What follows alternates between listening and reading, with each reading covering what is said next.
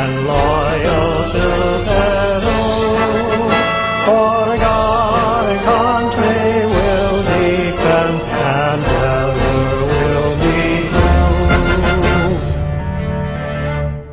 Felicito a la promoción 24. El espíritu de familia es parte de nuestro carisma y es lo que nos hace justamente sentirnos identificados entre nosotros. Los miembros de la promoción 24, seguramente como la mía de la 41, nos sentimos hermanados. Nos sentimos realmente que el logro que tenga uno de nuestros integrantes es el logro de todos. Yo creo que eso es algo, digamos, valioso y es algo que, gracias a Dios, y quiero decirles esto a la promoción 24, se mantiene en el tiempo. Esta federación no hace el trabajo que debería hacer, ni ella ni las anteriores. Desde Delfino, desde Burga, ¿cuándo van a entender? Lo que no sirve es que votamos. De bien nacido es ser agradecido. Por eso es que hago referencia tanto a mi familia como a mi alma mater, el Colegio Santa María, ¿no? Una especie de 1000 oficios, digamos, en tu juventud. Bueno, es que tenía que hacerlo, si no, ¿cómo sobrevivía? Entonces ahí empecé a darme cuenta que era un buen vendedor. Empezaste dudando de estudio de Derecho, Arquitectura, Ingeniero como mi padre, y la verdad es que no te llenaban. Yo soy muy agradecido a la educación que recibí, no solamente de mi familia, sino de mi colegio. Yo soy marianista de Santa María. Nos inculcaron pues valores, respeto. Dichoso aquel que de su afición hace su profesión. Bien amigos, una vez más en la línea de promover la cultura del éxito, la cultura del emprendimiento, el espíritu positivo, la capacidad de levantarse frente a la adversidad. Esta vez vamos a conversar con nuestro amigo Gustavo Rubio 13, otro representante de la familia marianista, exalumno del Colegio Santa María. Con él vamos a hablar un poco de su vida, de su juventud, de cómo se involucra en la promoción de las actividades deportivas a nivel competitivo y recreativo, que tienen como fruto este extraordinario emprendimiento, que es un modelo que debería replicarse a lo largo y ancho del territorio nacional de lo que debe ser la promoción del deporte. Acá en Deporcentro Casuarinas se practica tenis de mesa, se practica futsal, se promueve a futuros cracks del fútbol nacional, del fútbol competitivo, desde muy chiquitos, en fin, una experiencia realmente aleccionadora y promotora de lo que debe ser el deporte realmente cuando se quieren conseguir resultados y cuando se quiere formar a mejores seres humanos. ¡Vamos!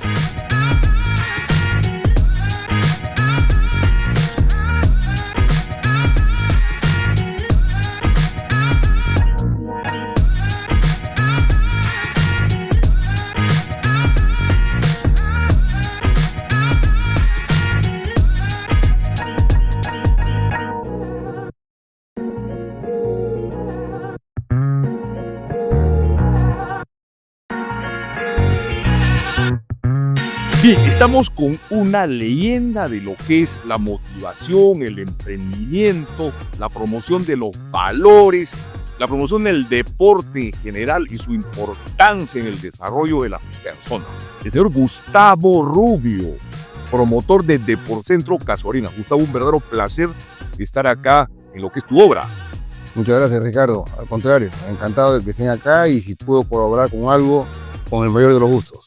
Mira, antes que nada queríamos conocerte un poquito y hablar un poco de tu vida, de tu familia. ¿Cómo es que te involucras tanto en el deporte? En realidad a mí me tomó mucho tiempo entrar a la universidad. Yo acabé a los 16 años y honestamente no sabía qué estudiar. Y bueno, mi padre pensaba pues que el siguiente paso, terminar el colegio, era presentarse e ingresar a la universidad. Pero yo no sabía qué estudiar. Bueno, y la verdad es que me quedé y no me pude presentar porque no sabía qué quería estudiar. Y cuando llegó él de regreso me dijo, bueno, hijo mío, ¿sabes qué? Me ha fallado. A partir de ahora tienes alimentación y vestimenta. Lo demás, corre por tu cuenta. Como te comentaba, lo mejor que me pudo haber pasado en mi vida porque me enseñó a valerme por mí mismo. Entonces, como todavía tenía que decidir qué cosa era lo que iba a hacer y tenía que financiarme, y era pues muchacho de 17 años, pues, frecuentaba diariamente el Club Inter y la exposición, que fue, digamos, una de los factores que hizo que me involucrara tanto en el deporte, ¿no? Yo crecí haciendo deporte.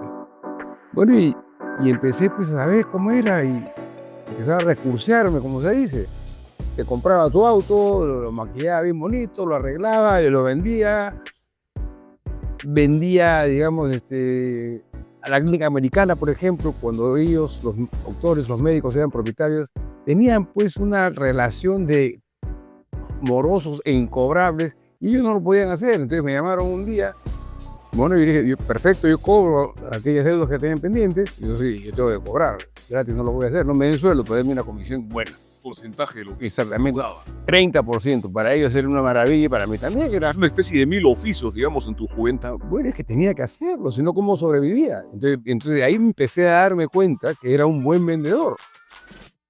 Entonces tenía que estudiar algo y lo que consideré que era propicio era administración de empresas.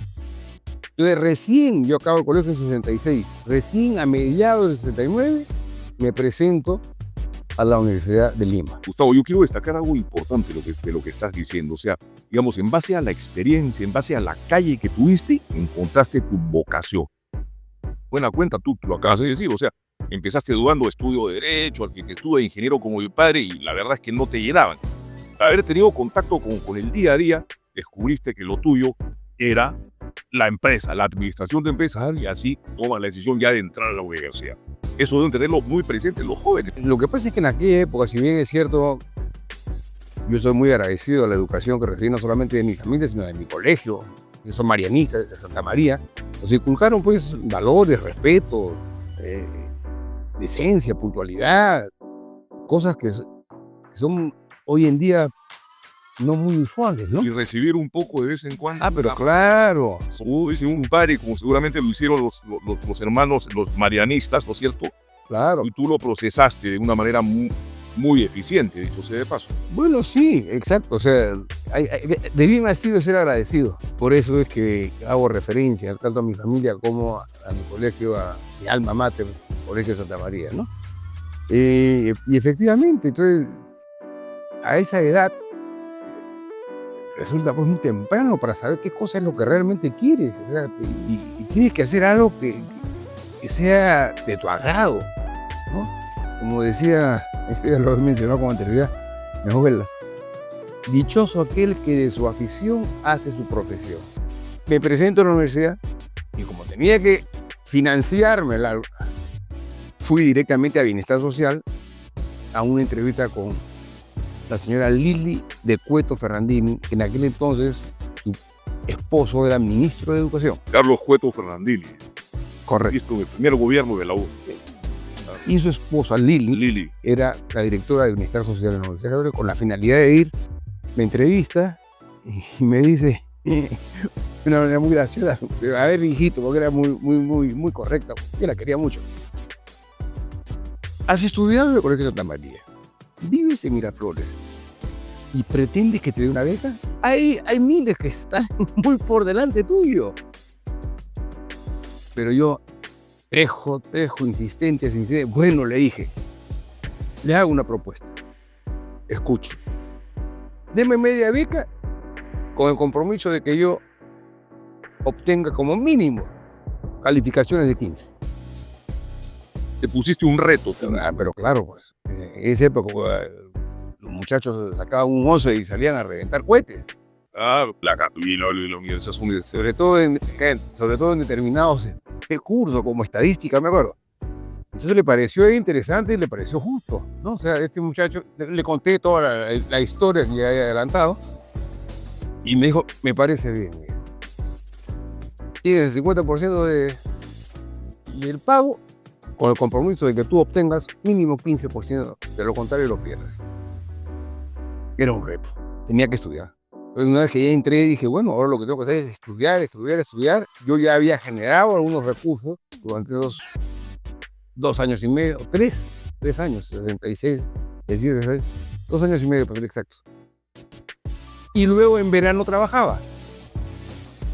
Entonces, ¿en qué trabajaba? Uno de los trabajos que obtuve fue ser vendedor precisamente de una tarjeta que se denominaba Invitation Club. ¿Qué significaba? Que yo tenía un talonario de diferentes establecimientos afiliados, llámese restaurantes, llámese autoservicios, etcétera, etcétera. Te los ofrecía por 100 soles por poner un ejemplo, y tú podías hacer uso de todos los talonarios, de todos los tickets o boletos que formaban el talonario. Eran como 70 u 80. ¿Y cuál es el beneficio? Que yo iba por primera vez al Firenze, que me acuerdo que se afilió, un restaurante de aquella época, debías haber escuchado, y iba con mi pareja, la cuenta era 100, y yo por ser afiliado al entregaba mi boleto y pagaba 50. Entonces, el negocio para los establecimientos era hacerse conocido, ¿no es cierto? Pero por única vez. Entonces empecé y vendía bastante bien, que me permitía pagar mis ingresos de la universidad. Tenías un público objetivo ya seguramente focalizado, dónde apuntar, digamos, tenías una base de datos, por decirlo así. Ahí no había base de datos, ahí había que Lanzar. caminar nomás, buscar en el club, en el mismo club tuve muchos clientes, en fin.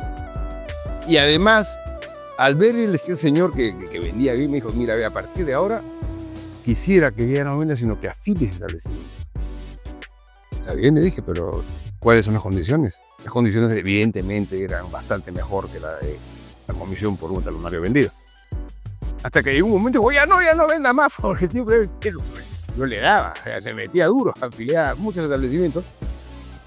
Y así, haciendo distintos negocios, pude acabar mi carrera muy rápido, porque estuve en el tercio superior, como tú comprenderás, ¿no? Porque me dedicaba a estudiar, y acabé mi carrera. Una vez terminada esta, la empresa de aquel entonces, Backus & Johnson, que solía reclutar a los, digamos, alumnos más destacados que estaban en el tercio superior, me pasaron la voz.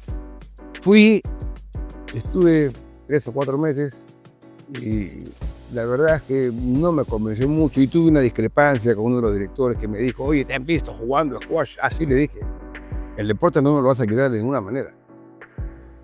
Y al final terminé diciendo hasta luego, y en esas condiciones no trabajo. Chao. Me hacía limitar, digamos, el poder. Yo iba a hacer mi deporte para... había nacido un deporte con la raqueta en la mano. Entonces decido hacer mi posgrado fuera del país, fuera del Perú. Postulé a la Universidad de San Sebastián y en Inglaterra. Me aceptaron en España porque me la habían recomendado amigos míos que habían estudiado ahí. Pero ¿qué sucede? Que cuando llego a estudiar allá, que también es muy interesante porque tuve que acudir, vender todo lo que tenía y fui a solicitar un préstamo a lo que en aquel entonces se denominaba Instituto Peruano de Fomento Superior, ¿no? Con el compromiso de que una vez que yo terminara mi carrera, a los 6 meses empezaba a pagar el préstamo de ellos, ¿no? Entonces, estudiando y de repente la primera llamada de atención fue, señores, tienen que desalojar la universidad porque los de la ETA, hablando de terroristas, han anunciado que han puesto una bomba. A salir de la universidad, prácticamente que no pasó nada, seguimos, a poco tiempo nuevamente con la misma historia, y para coincidencia estaba yo tomando un día en el centro un lonche con mi esposa. Yo andaba que con el pelo un poco más largo, ahora ya no tengo ni con mi barba, pues y seguramente me había confundido y me pusieron la metralleta. Entonces, ¿qué estás hablando de los años 74? 75 diría yo. Bueno, entonces ya había contestado la Universidad de Inglaterra, que era en Essex, la Universidad England Regional Management Center, para sacarme mi diploma, pues, ¿no? En ese curso. Dije, ¿sabes qué? Esto se acabó, acepté porque no puedo vivir con esa tensión, pues, ¿no? O sea, bueno, total, acepté y nos fuimos a Inglaterra. Y ahí, en Inglaterra, en aquella época, era la cuna, la meca del squash. Mientras yo estudiaba, hacía mi deporte, jugaba squash. Y hice muy buenas relaciones, inclusive hasta ahora las mantengo con el que era en aquella época el secretario de la Squash Racket Association, Andrew Shilley. Terminé, regresé al Perú con una criatura de 1 año, esposa y trabajo, había trabajo, lo que habían eran bombas, lo que había era terrorismo. Entonces, ¿qué cosas hacemos? Bueno, si ya pasé por esta experiencia de joven, ¿no es cierto? Vamos a hacer pues lo que nos gusta. Me puse en contacto inmediatamente con el secretario de la Squash Racket Association y organicé el torneo internacional de squash. Me traje a 4 grandes jugadores, porque acá jugamos otro deporte, era más parecido al tenis, y nos enseñaron de verdad cómo se jugaba. Es otra cosa. Y así empecé, después me contacté, me buscaron los de IMG, International Management Group, para traer a 2 leyendas del tenis, a Rod Laver y a Roy Emerson. ¿No? Rod Laver porque aún vive, australiano él, ganó 2 veces los 4 torneos de Grand Slam en la Australia, el Roland Garros, Wimbledon y el US Open en el mismo año. Pero hay que reconocer el hecho de que en aquel entonces no se le permitía jugar a profesionales, motivo por el cual Alex Olmedo no pudo jugar esos torneos hasta después. Famoso cacique, ¿no? Así le decían, ¿no? Cacique Alex Olmedo. Una Wimbledon, ¿verdad? Y el US Open y la Copa de Estados Unidos. El deportista probablemente uno de los peruanos más de la historia. Sí, y en gran parte, cuando yo tuve oportunidad de conversar con él, me dijo, bueno, yo estoy acá gracias a Pancho González, un mexicano que jugaba también una barbaridad. Inclusive, cuando se abren ya la posibilidad de que puedan participar profesionales, te anima Pancho González a participar antes. No quiero entrar las cosas, pero paralelamente a los amateurs que sí podían jugar estos grandes torneos, se crea un circuito para profesionales. Y es ahí donde juegan estos juegos. Cuando se abre ya la posibilidad de jugar ITF, International Tennis Federation, de joven profesionales, juega Pancho González a la edad de 43 años. Le tocó jugar contra Charlie Pasarelli, un puertorriqueño. Y el partido duró 2 días. ¿Por qué? Porque en aquel entonces tú tenías que ganar por diferencia de 2 games cada set. Entonces el partido terminó 28-26, 27-25, y el pobre hombre casi se muere. Y a raíz de eso fue que se instaura lo que es el tie break. O sea, el tie break, no sé si sabes, juegas tu set, no tienes que ganar por 2 sets. No, simplemente si llegas a 6-6, defines algún tercero que se denomina tie break a 7 puntos. Bueno, eso es lo que me decía Alejandro Olmedo. Y él, si bien es cierto lo que tú mencionas, definitivamente uno de los grandes atletas que ha tenido. ¿Vive todavía Alejandro? No, ya falleció. Ganó, pero digamos, jugaba tan bien que los estadounidenses le proponen darle la nacionalidad con la condición de que juegue la Copa ahí por Estados Unidos. Y él era un hombre de condición económica, me parece. Bueno, modesto, muy arequipeño, humilde, que llegó acá a Lima y de Lima ya rumbo para Estados Unidos. Recuerdo que su partner en la Copa ahí fue Fraser, y donde cuando se jugó la final, Alex Olmedo gana sus 2 partidos individuales y ganó el doble. O sea, ese llegó al hombro, la Copa ahí para Estados Unidos. Y en el año 60, si mal no recuerdo, vino al Perú con Fraser e hicieron una exhibición en el Estadio Nacional, donde nos invitaron a nosotros todos chiquitos a ir con nuestra raqueta y vestido de blanco. Bueno, ese fue el caso de... Había condiciones naturales el hombre para el tenis. Bueno, y además, pues sí, realmente, como decía Einstein, ¿no? Mucho más importante que ser inteligente es la creatividad. ¿Y la creatividad de dónde proviene? De la necesidad.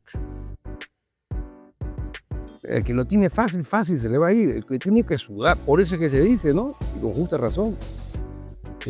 No es quien más merece las cosas quien las obtiene, sino el más perseverante, ese que está ahí, ¿no? pero es que tú tienes mucha suerte. No, hijito, acá no hay suerte. Acá es cuando se encuentra la oportunidad con la constancia.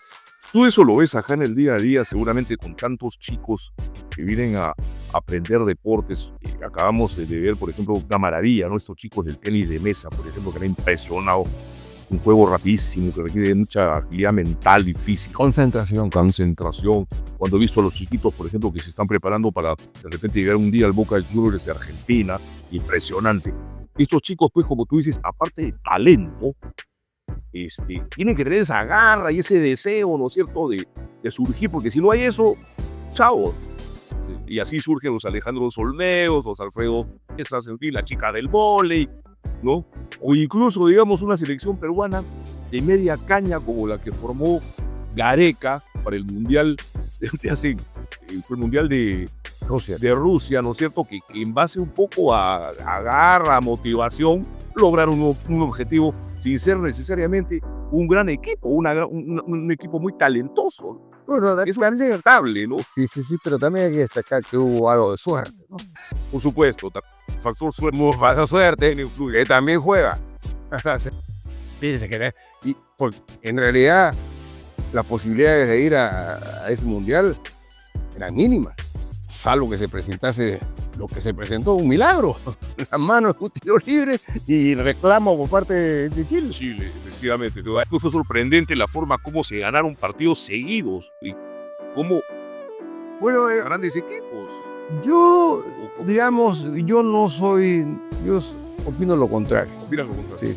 Esta federación no hace el trabajo que debería de hacer, ni ella ni las anteriores. Desde el Fino, desde Burga, ¿cuándo van a entender? Lo que no sirve es que votarlo. Y hay que hacer un trabajo serio. Y ese trabajo, como ya lo ha hecho otros países, lo bueno se imita. Es desde la base. Yo ya no voy a fútbol, pero no, ni lo veo. ¿Pero te gusta el fútbol o no eres? Evidentemente, ponme un deporte, lo más probable es que me guste. Pero lo que tienes que hacer es trabajar en la base. Y tu campeonato de fútbol no puede ser porque el mejor jugador tenga 40 años. ¿De qué estamos hablando? Cuando ya hay grandes estrellas de fútbol mundial con apenas 17 años. Entonces, fuera, votar todo eso y que la primera se diga específicamente que acá el límite de la edad es 18 años. Y máximo puede tener 3 jugadores mayores de esa edad y menores de 25. Y empezar de nuevo, pues. Que va a tomar, claro, pero las cosas cuestan, pues no vienen gratis. Hay que tomar la decisión política de hacerlo. Y hay países vecinos que han logrado cosas. Pero fíjate tú, Ecuador, ¿no? Es exactamente Ecuador. Creo que es el país más parecido al Perú, pero mira los logros. Colombia también. El fútbol, en atletismo, en muchos deportes. Así es. ¿No? Entonces, es más, yo tuve problemas serios con la federación porque son pues delincuentes, son corruptos. A mí no me van a decir, yo lo he vivido en carne propia. Cuando se decide entrar con el futsal, me busca lo de la federación porque había alguien que promovía el deporte. Yo ya tenía pues bastante experiencia en el tema y evidentemente pues acepté ser, digamos, el promotor de ese deporte de futsal. Se creó una comisión dentro de la federación, pero después de que fracasaron en Foz de Iguazú en unas eliminatorias, viene el presidente de la comisión a decirme que tenía muy buenas noticias, pero como buenas noticias tenía más de eso y los han goleado allá, muy buenos contactos para que puedas tú establecer con ellos, pero eso sí me tienes que considerar en tu planilla. ¿Cómo le dije? Pero así, me paré, le mandé saludos a su mamá, me fui, llamé a los integrantes de la comisión, lo llamé a Burga, nos reunimos en la pastelería de San Antonio en la Avenida Angamos, y dijo, no te preocupes, tiene que haber un malentendido, nunca hizo nada, y al final terminamos en un pleito espantoso, y me llaman después, cuando se enteran que había renunciado, de Paraguay. Me llaman de Paraguay y me cuentan la historia del futsal, que yo desconocía. ¿Y la historia cuál es? Nace esto en Uruguay, cuando Uruguay le gana en el año 1930 la final a Brasil. Claro. Y luego se repite en el 50, ¿no? En el Maracaná. Ganazo. Correcto. Entonces, ¿qué pasó? Fue el primer mundial de la historia que Perú participó. Como Claro. Bueno, en las Olimpiadas las germanas se retiraron pues porque es otro tema, un partido de fútbol contra Austria que Hitler no iba a permitir pues que como hizo con James. Imagínate, logran ganar el campeonato mundial y todos querían jugar fútbol. Pero ¿qué pasaba? Que no había cancha de fútbol, no había infraestructura. Entonces un profesor de educación física llamado Siriani decide inventar lo que se denominó el fútbol de salón. Entonces decide tomar reglas del fútbol, algo de básquet, de varios deportes, e inventa este deporte. Fue tan exitoso que se formó lo que se denominó la FIFUSA, Federación Internacional de Fútbol de Salón. Estamos hablando de esa época. Estamos hablando de esa época, 50. Inclusive los comités olímpicos de muchos países lo reconocieron como tal. Hasta que en el año 1965, 60, disculpen que no recuerdo exactamente la fecha, Joao Havelange, quien era presidente de la FIFA, y después fue también votado por otro corrupto, por Blatter, peor que él todavía, cambia moco por va, sale en Madrid y dice, a partir de este momento todo lo que es fútbol le pertenece a la FIFA. ¿Y? ¿Qué le pasa a este señor? Es como si dijera la ITF, la International Tennis Federation, a partir de este momento todo lo que es tenis es nuestro. El padre tenis, el tenis. Entonces, ahí es donde se produce el cisma. Pero ¿qué sucede? Que la FIFA tenía mucho dinero. Pues, acá todos había que agachar la cabeza y obedecer lo que decía pues la paga de FIFA. Entonces cuando yo me entero de esto, inmediatamente me voy a lo que ya habían, digamos, reorganizado. Entonces en vez de seguir con el FIFUSA, se denominó la Asociación Mundial de Fútbol de Salón, presidida por Orlando Alarcón, que fue campeón mundial durante la era de la FIFUSA, un empresario exitoso que la saca adelante, ¿no? Entonces, y ahí fue donde obtuvimos nosotros el título de campeón mundial de clubes en el 2005. Deporcentro Casuarinas del Perú es campeón intercontinental. Si bien es cierto en la pantalla dice Fútbol Sala 2006, fue correspondiente al año 2005, primer título mundial. Y eso lo aprendiste desde que saliste del colegio con Claro. padrón y te dijo. A cocachos aprendí mi labor de colegial. Cuando yo puse de porcentaje de 35 años, la gente decía, se ha vuelto loco, ¿no? Está loco, cree que va a vivir el deporte, es imposible. En esta segunda parte de esta entrevista de Gente con Fe, Gustavo nos habla de su incursión en eventos y transmisiones de grandes torneos deportivos en televisión, comprando los derechos nada menos que de ESPN, demostrando gran capacidad de trabajo, constancia y gestión empresarial, como preámbulo para la fundación de Deporcentro y los logros que hoy exhibe, así como sus opiniones sobre el deporte y su importancia.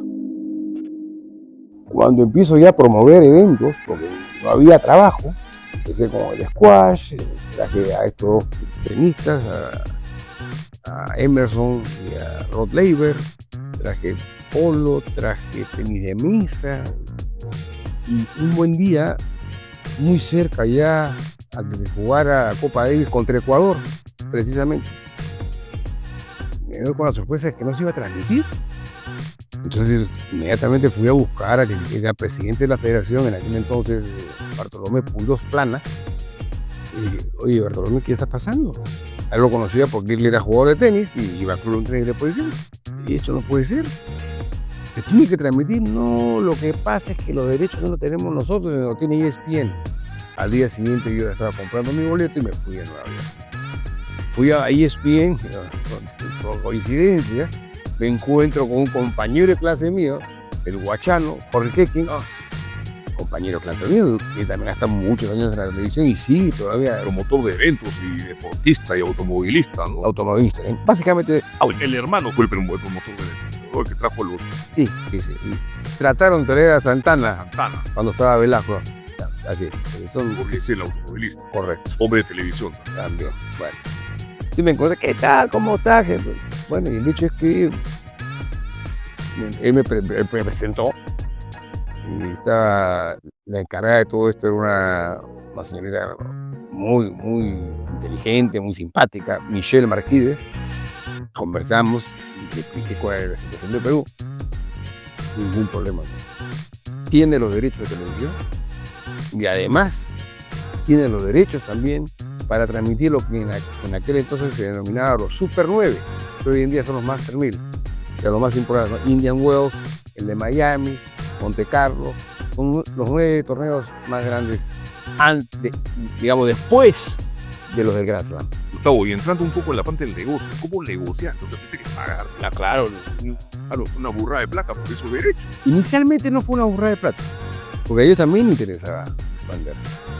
Estaban en los inicios del ESPN. O sea que llegué en el momento adecuado. Llegaste a momento de Eso también es parte, pues, estar el expertise como dice, ¿no? Estar en el momento adecuado, en el sitio adecuado, ¿no? Entonces, ellos necesitaban expandirse y yo necesitaba transmitirlo en el Perú.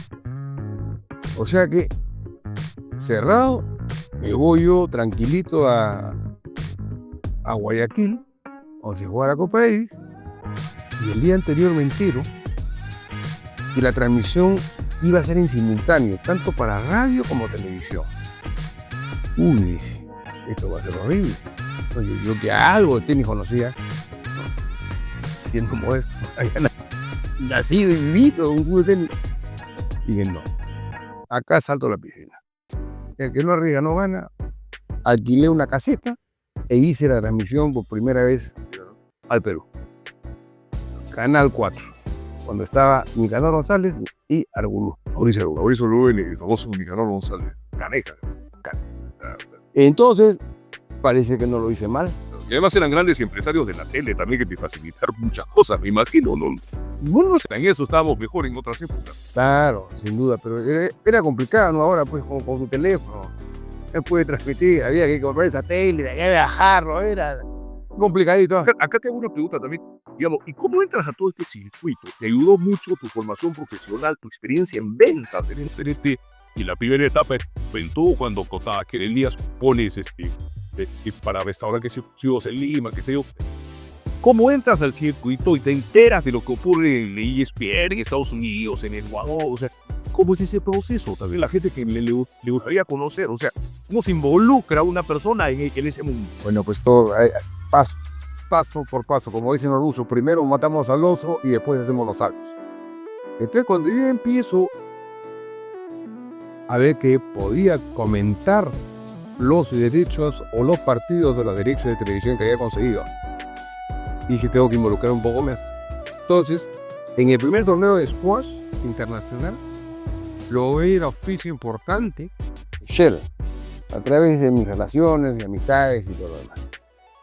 Entonces, esa cuenta Shell la manejaba nada menos que J. Walter Thompson. En aquella época, las dos agencias de publicidad más importantes eran las que he mencionado, Walter Thompson y McCann Erickson. Entonces este señor, el gerente general Lee Pavao, brasilero, hicimos muy amigos, me llama, ¿no? Quiero conversar contigo, ¿qué te parece si trabajas con nosotros? Era un win-to-win, pues, un win-win, porque yo tenía que aprender el mundo ese que hace referencia de cómo se manejaban los contratos globales, etcétera, etcétera. Y te llama porque se enteran de que emprendedor activo, por los resultados. Claro, evidentemente. Eso es un know-how que te caracteriza, ¿no? Eso es. Entonces, efectivamente, pues le dije, ya, yo tenía que aprender. Tenía que aprender cómo funcionaba todo este tema, porque si yo iba a comprar los derechos, los iba a poner en televisión, ¿cómo iba a ser mi participación? Tenía que estar al tanto de todo eso. Entonces, yo le dije, te acepto, pero Lo que no te puedo aceptar son las condiciones que pago, le dije, ¿no? Con eso no puedo vivir yo. O sea, tienes que subirte un poco. Lo hizo. El arte es saber negociar. Está claro. Mi tío. Cuando tú eres buen vendedor y tienes confianza en ti mismo, es lo mejor que te puede pasar. Y eso lo aprendiste desde que saliste del colegio. Claro. Padrón y te dijo. A cachos aprendí mi labor de colegial. Y los valores de Santa María, evidentemente, Claro. que te dijeron, bueno, pues, tengo que comprarme el pleito y tirar para adelante, ¿no? Así es, o sea. Ese es uno de los aportes más importantes de Gustavo Julio, también, sin duda alguna. Bueno, el hecho es que, bueno, me quedé 9 meses con ellos y dije, bueno, ya estoy listo.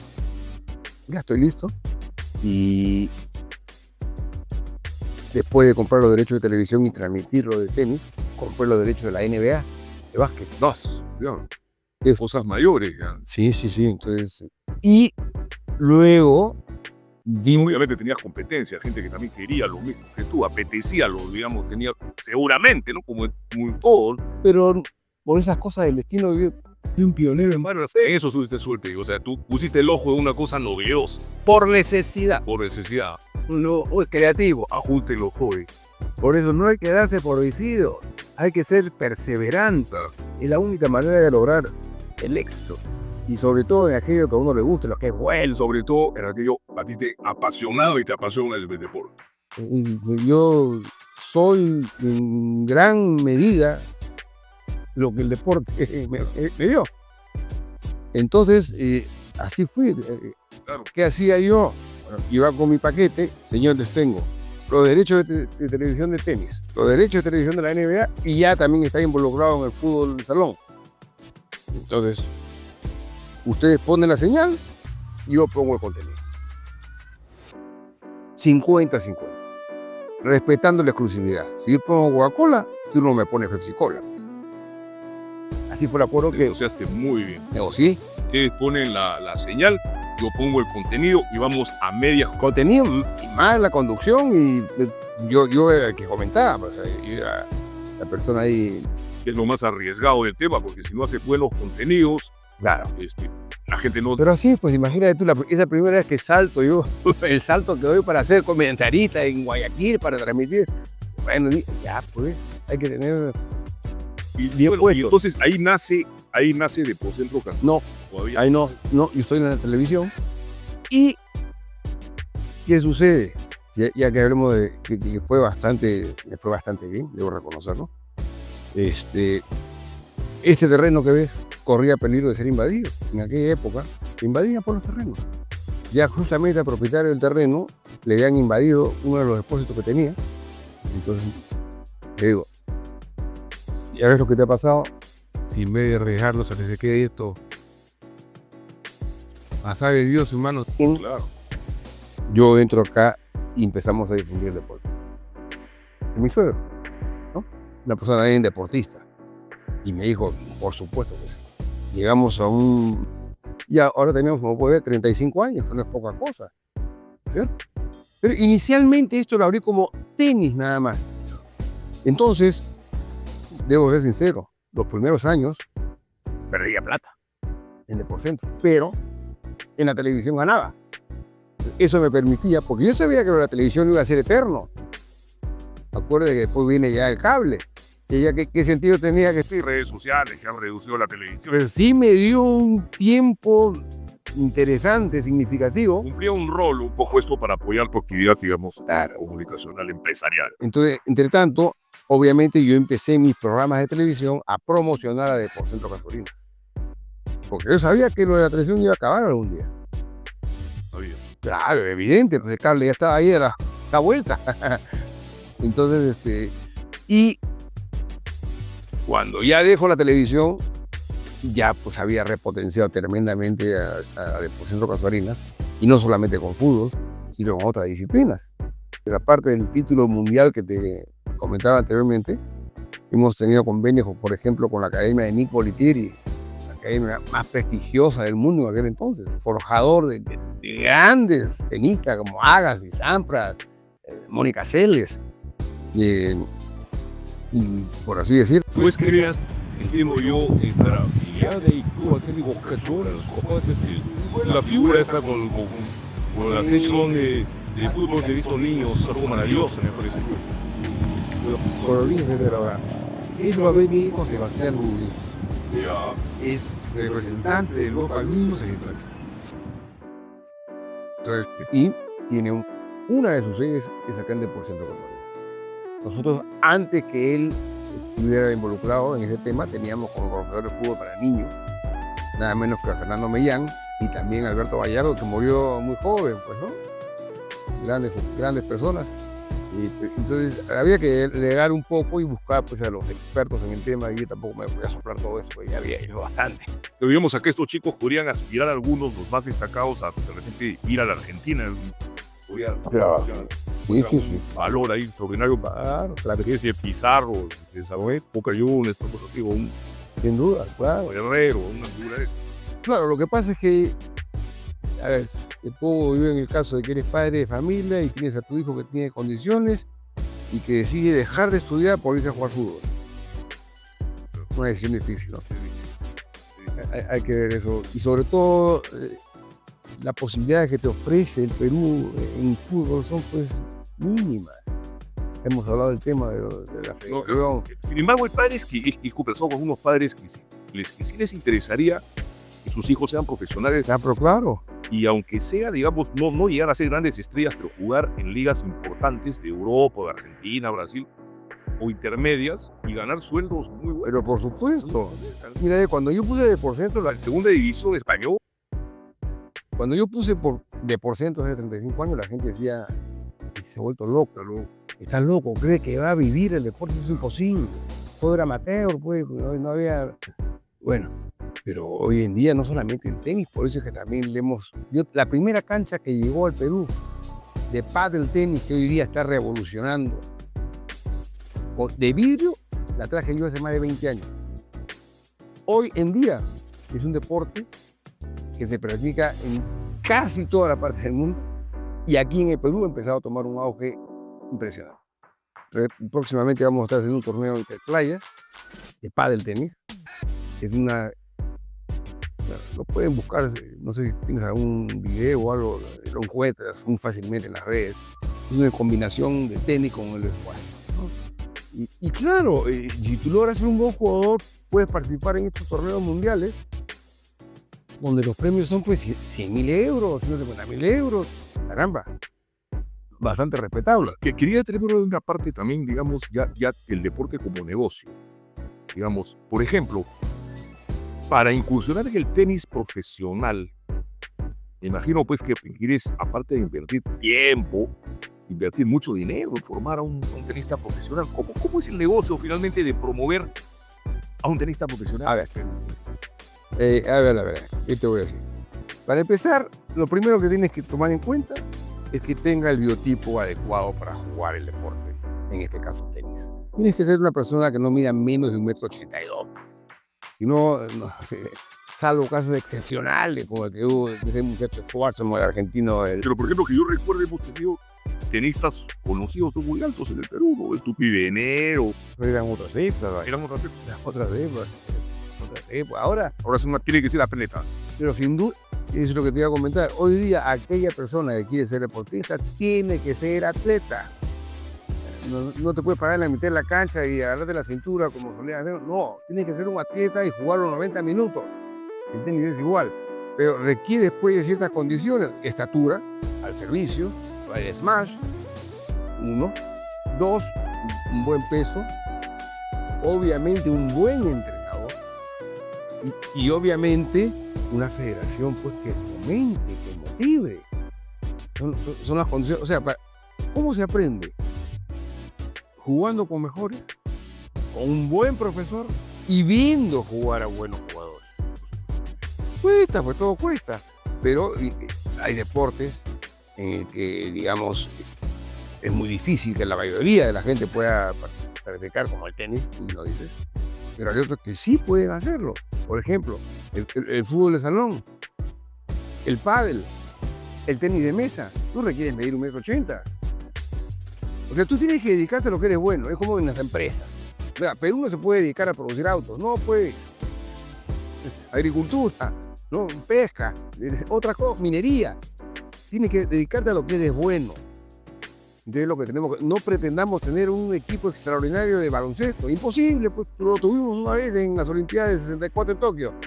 Gracias a la labor que hizo este entrenador americano, McCarthy.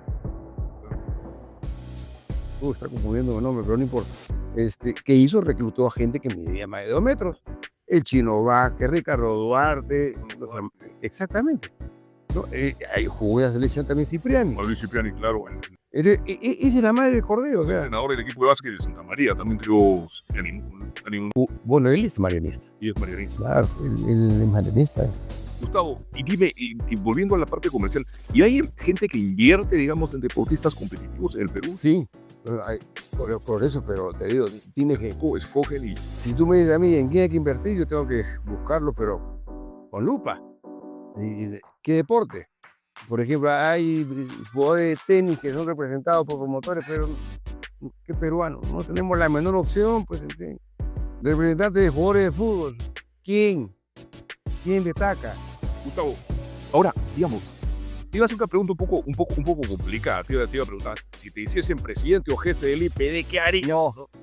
¿Qué haría? Ya. Porque ofertas he recibido para modestamente. Digamos, 2 o 3 medidas concretas, digamos, para revolucionar el deporte. Bueno, yo lo tengo clarísimo. Fuera todos los viejos. Hay que empezar desde los niños. Es lo primero que tienes que hacer. Esperanos 5 o 10 años para ver frutos. 8 o 10. Pero así es, pues, las cosas cuestan. Esto no cae en decirlo. Pero tienes que hacer una reestructuración total. Trabajar con la base, con los niños. Todo lo que tenemos está podrido, no sirve. Salvo honrosas excepciones. Pero eres consciente que para lograr eso, en un país como el nuestro, necesitas respaldo político, que el Congreso, que el gobierno se con el overall, se ponga se solidarice con el jefe del IPD y diga, ya, compadre, vamos a esperar 5 años. Es complicado. Por eso no sé qué es una revolución. Entonces, no sé. A ver, vamos por partes. El presupuesto que le asigna al IPD, me puedo equivocar por algunos tantos. El mayor porcentaje va para pago a los empleados o para viajes extranjeros. La cantidad que se le asigna es ridícula, es el equivalente al presupuesto que tiene Estados Unidos para 10 atletas olímpicos. Entonces tienes que ser consciente, el gobierno, los políticos, que el deporte es fundamental, es imprescindible. Es clarísimo, tienes que ser muy burro para no darte cuenta de todos los beneficios que esto produce. En primer término, un niño que es deportista no puede ser un adicto a las drogas, pues. ¿En qué deportista no puede ser un ladrón?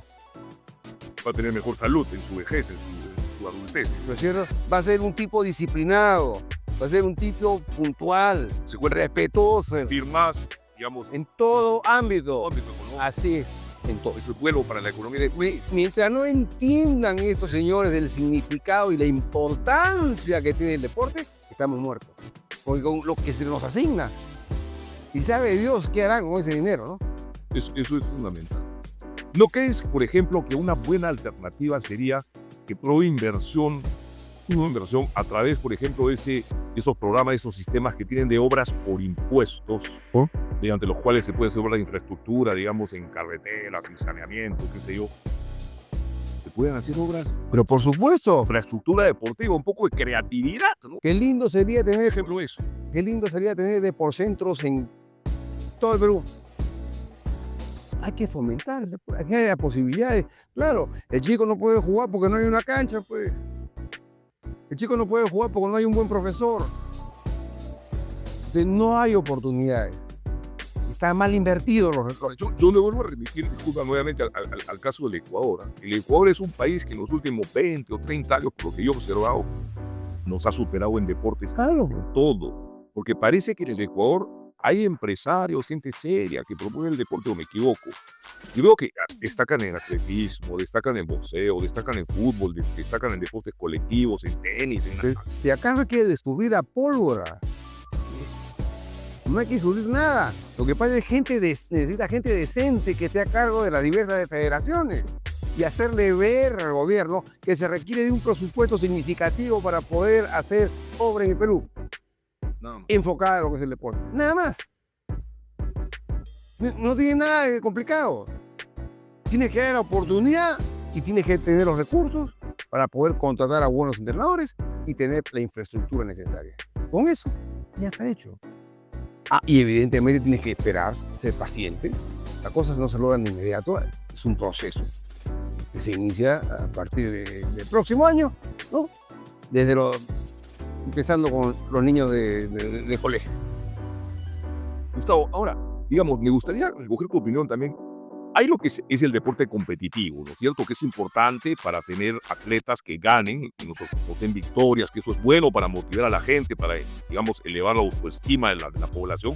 Pero también existe, pues, y es importantísimo, el deporte recreativo. Aquel que no pretende, digamos, grandes logros y victorias, sino darle a la gente esparcimiento y, sobre todo, salud. Eso también, ¿cómo enfocarlo? ¿Cómo promoverlo? Porque somos uno de los países que, según tengo entendido, en América Latina que tiene serios problemas, digamos, de diabetes, de obesidad infantil, de una serie de enfermedades típicas de países del primer mundo en donde la gente come demasiada comida chatarra. Bueno, pues lo que tienes que hacer es empezar por los colegios. Tú no me puedes eliminar dentro de la currícula de educación física. Tienes que asignarle un mínimo de tantas horas determinadas, dependiendo del colegio, de la cantidad de alumnos que tenga, etcétera, etcétera. Pero lo que es evidente es que el deporte tiene que ir de la mano.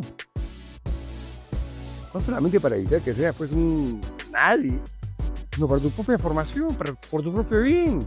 No vas a ser un drogadicto, no vas a ser un borracho, no vas a ser un delincuente, vas a ser una persona de bien. Y además, como mencionas, sí, va a ayudar tremendamente tu salud y va a ayudar para que el día de mañana seas un mejor profesional por todas aquellas pautas que has aprendido a lo largo de tu trayectoria como deportista. Cuéntame, Gustavo, sé que haces una labor de tipo social también, de por centro, haces una labor también de tipo social en zonas periféricas de Lima. Bueno, lo iniciamos con Villa El Salvador, para ser sincero. Empezamos con ellos. Se llama De por Centro Perú, esta fundación. Pero lamentablemente en la pandemia se nos complicó la vida tremendamente. Pero sí, efectivamente hemos trabajado años dándole a estos niños. ¿Y qué deportes se voy a decir? Fútbol, artes marciales, vóley, sobre todo para chicas, y después tenis. Porque no puedes abarcar pues todos los deportes, y menos aún en lugares donde no tienes la facilidad. Tienes el Día del Salvador. Sí, como algo recreativo, como me mencionas. Yo no tengo las cualidades para ser fotógrafo, pero me gusta jugar el tenis, pues, ¿por qué no? Gustavo, realmente qué interesante, estoy sorprendido por lo que estás haciendo. No había visto una cosa como esta, te lo digo con toda sinceridad, en ninguna parte del Perú, como iniciativa privada. Realmente estoy sorprendido. Creo que tú eres el gran motor de esto, sin duda alguna, y estás promoviendo deportes poco conocidos en realidad, ¿no? Y ahora hay un nuevo deporte que se llama, lo comentábamos hace un rato, Pickleball. el pickleball, al que le auguras Futuro. Claro. Cuéntanos un poco en qué consiste. Primero te voy a decir por qué pienso que tiene más posibilidades que el pádel tenis, por ejemplo. El pádel tenis, que ahora entra con mucha fuerza, ya te lo he comentado con anterioridad, e inclusive tienes algunos videos, es un deporte caro. En el Perú es caro.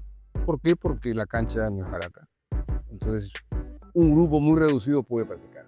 Pero hay un deporte que se llama pickleball, que lo han hecho los gringos, que es simplemente una cancha de 13x6, que la puedes hacer en una losa. 13x6, una cosa pequeña. Claro, pero en realidad yo le daría 20x10 para que haya más espacio y pueda jugar. Y está al alcance de todo, Claro. y que no cuesta nada la infraestructura. Esta es una losa. Entonces, ese es un deporte que se debería practicar acá. Y no necesita, claro, ¿dónde no hay losas? Y ahí no necesita hacer pues porque la cancha es reducida, o sea, ahí digamos el tema del biotipo no es, si bien es cierto que es importante, pero no lo es tanto como podría ser para ser un tenista. Estás hablando de, digamos, de 13 por 6 o 20 por 8, dijiste. No, 20 por 10. 20 Para que tengas los espacios suficientes, ¿no? O sea, en una cancha de fulbito o de fútbol No, entran cuántos. ¿cuántas losas tenemos? Por eso, en una losa deportiva entran 3 o 4. Acá se equivocaron, pues la losa no dieron ser de tamaño. El fulbito, el que inventó el fulbito, pues estaba mal, tenía muy buenas intenciones, o de repente no supieron interpretar lo que quiso decir. Pretender que el gol valiera dentro del área era una locura. En vez de terminar siendo un futbolista, terminar siendo un malabarista de circo. Tú tienes que hacer la cancha más grande. ¿Quién gana los partidos de fútbol? ¿Quién mete más goles? Pues? Y por lo general, el que mete más goles es el que más veces patea al arco. Y si tú me pones un arco enano, no me estás motivando a que patee. Por eso acá mis arcos son 5 metros. Bueno, entonces eso es un deporte que se podría, ¿tú crees, masificar en el Perú? Se podría. ¿Pero en qué consiste? El puntaje es el de tenis. Ya. Y en una cancha reducida. Y juega 2 contra 2. Entonces, como una especie de tenis chiquito. Sí, con una paleta especial, chica, Ya, de grafito y una pelota media de plástico. ya. Eso sería formidable para promover el deporte de recreativo, entretenimiento. Claro, Maravilloso, pues. claro. ¿Y hay algo en perspectivas algún? Yo ya tengo una cancha acá. En el estacionamiento yo agarré una parte Ya. y hemos jugado ya un par de veces. Gustavo, ¿qué proyectos a futuro? Yo ya descansar, pues hermano, no joder, tengo 75 años. Pero los 75 de ahora son los 50. 65 y además tú eres deportista, hermano. Bueno, esto mira, Todavía un techo de largo. no, eso no lo sabe nadie, man. Eso no lo sabe nadie. Pero si te ofrecen un cargo, digamos, en el IP, una entidad importante, ¿aceptarías, digamos, bajo ciertas condiciones, me imagino? Para poder aceptar algo tendría que yo poner las condiciones y saber que se puede hacer. Ya no estoy para perder tiempo. Poco es el tiempo que me queda, no puedo desperdiciarlo. Cosas más interesantes. Ahora, por ejemplo, estoy promoviendo un poco lo que es el pádel. Vamos a entrar un poco en lo que es el pickleball, pero ya me la tomo con más tranquilidad, ¿no? O sea, y siempre dispuesto y llano a apoyar a mi país querido en lo que sea necesario. Quiero que quede bien claro, o sea, no puede ser posible que nuestro país, siendo tan rico, viva la situación como la que estamos viviendo el día de hoy. Es lamentable. Totalmente. Por eso yo pensaba, si no hubiese tanta corrupción en el deporte nacional, en las federaciones, como lo hemos conversado, que es igual lo que está pasando en la política, en el Congreso, en los partidos políticos, digo que en todo en el país. Seguramente que la empresa privada, nacional y extranjera, seria, se interesaría pues en apoyar. Claro, pero ¿quién va a apoyar en un país corrupto? Pues que hay corrupción por todos lados. Todo. La gente empresaria seria se desanima, ¿no? No va a querer hacerlo. Entonces hay que, como tú dices, hacer un cambio radical, una reforma total. Con el nuevo gobierno que viene en el 26, espero pues que tomen en consideración aquellas cosas que hemos mencionado y que al deporte se le asigne la importancia que tiene. No nos queda otra. Que los gobernantes entiendan que el deporte es Fundamental. y lamentablemente no ha ocurrido. Es que está pensando en otra cosa, pues está pensando en ver cómo te ganan una coima, ver cómo te dan un sueldo para el pariente. Estamos mal, pues es un país corrupto. Y lamentablemente no solamente de acá, sino en todo el mundo. Gustavo, ya para ir terminando, ¿qué otras actividades empresariales realizas? Tengo entendido que has sido también promotor de eventos, me parece. Sí, he hecho eventos, muchísimos eventos. Pero ya como te digo, ahora estoy ya más tranquilo, más dedicado a lo que es este Deportcentro, más dedicado a mi salud. Ya creo que he cumplido con haber dejado un legado, porque no resulta nada agradable simplemente pasar, no hay que dejar algo, pues, ¿no? Es la obligación de todos los peruanos, caramba, por el bien de nuestros hijos y sobre todo por lo que va a pasar, el mundo que van a vivir, no nuestros hijos, sino yo diría nuestros nietos, ¿no? Va a ser un mundo muy, muy difícil. Entonces hay que prepararnos como espartanos, aunque nos duela, hay que ser fuertes. Y en eso el deporte juega un papel muy importante. ¿Por qué los chicos como tú en Santa María, muchos son deportistas? Hay mucho deportista del Santa María. Sí, es que los curas pues y Ricardo Belmo, mucho de Guayosala, Sala. también de nuestra promoción. Freddy Noss, al promotor del... Claro, él es promotor, él tiene caballo de carrera. Correcto. Sí. Hay muchos. Porque se fomentaba el deporte, pues, claro, claro que se fomentaba. Entonces, hacíamos deporte y además muchos pertenecíamos a otros clubes, como en mi caso, por ejemplo, donde se practicaba el deporte. Aparte de tener una excelente infraestructura, siempre la ha tenido, me parece. María, ¿no? Sí, sí. Y teníamos a un profesor, Mark Ross, que era un aficionado, pero tremendo al deporte, sobre todo al fútbol, ¿no? Tuvimos la suerte de tener profesores norteamericanos, por eso es que tuvimos grandes equipos de básquetbol, éramos prácticamente invencibles, hasta que, bueno, pues vino Velasco Alvarado, entonces ya ellos tuvieron que retirarse, se quedaron los laicos, se quedaron los peruanos, otra visión, y bueno. Recuerdo también que ganaron hace muchos años, en los años 60, fines creo, o principios de los 70, un campeonato interescolar de fútbol a nivel nacional, una selección. Sí, claro. Le jugaba Cacho Sousa, me acuerdo que habían por ahí que...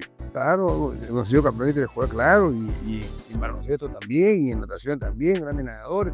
No, sin lugar a dudas, le debemos mucho a nuestra alma mater, a los marianistas, porque sí se preocuparon por fomentar el deporte y los estudios, ¿no? O sea, yo creo que, al menos en nuestra promoción, se podría decir que un gran porcentaje ha sido exitosa. Así es, Gustavo, muchas gracias. Mente sana en cuerpo sano. Muchísimas gracias, Gustavo Su. Verdadero placer conversar contigo. Espero que se repita esta conversación. Con mucho gusto, Ricardo. Encantado. Entonces, siempre a la orden.